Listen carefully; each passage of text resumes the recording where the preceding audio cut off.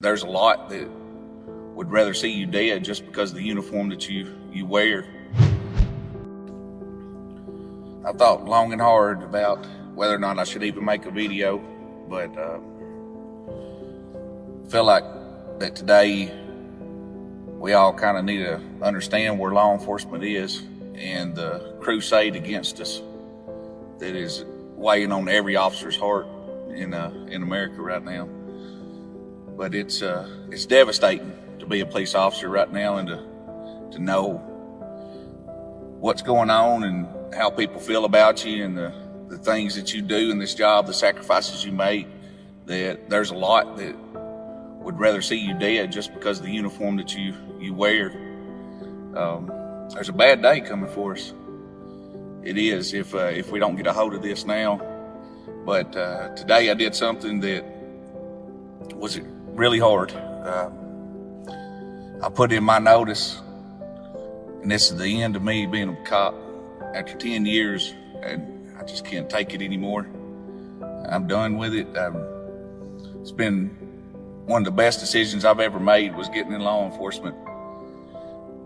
But there's a lot that goes along with it that y'all don't know about, and that's what I'm going to tell you about today.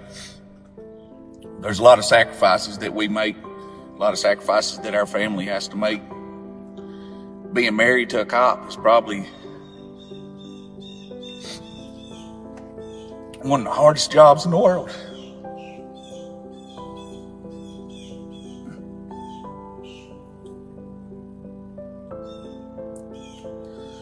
You don't know the torment that they go through, wondering if their loved one's gonna come home, or if today's gonna be the day they're going to tell their kids that their dad didn't come home or their mother ain't coming home. They're going to have to live without them. They hear all the negative things that are said about the police officers in general, and it scares them. They don't know if somebody's going to come by their house and kill them. They don't know if when you're out in public shopping, just getting your groceries, that somebody's going to attack them, attack your family just because you are a cop. I've sent my daughter to school to come home crying and tell me that they hated me because I was white and a police officer. That hurts because you don't know how to tell a child that's in kindergarten that people they just don't care.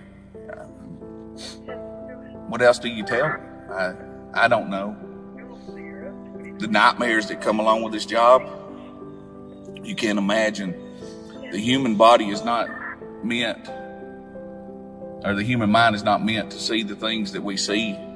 And some of us see it on a daily basis, some of us don't.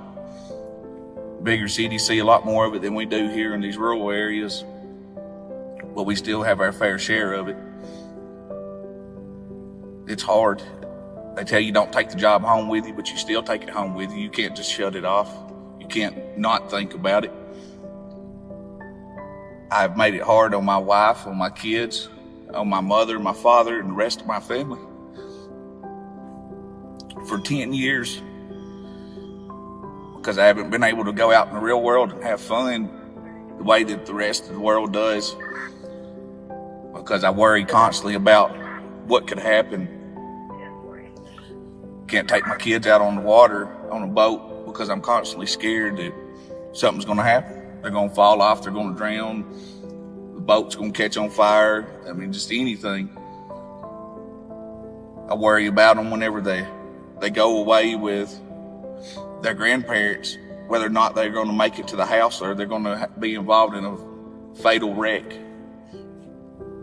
Those are things that normal parents don't think about constantly like I do. You don't know what it's like to wake up 5 or 6 times a night to go check on your kids because you've had bad nightmares and you just want to make sure that they're both still alive, that something didn't happen while they're asleep. It takes its toll on you. Those are just some of the minor things. But at some point, you say it's enough. And I'm at that point. I've hit enough.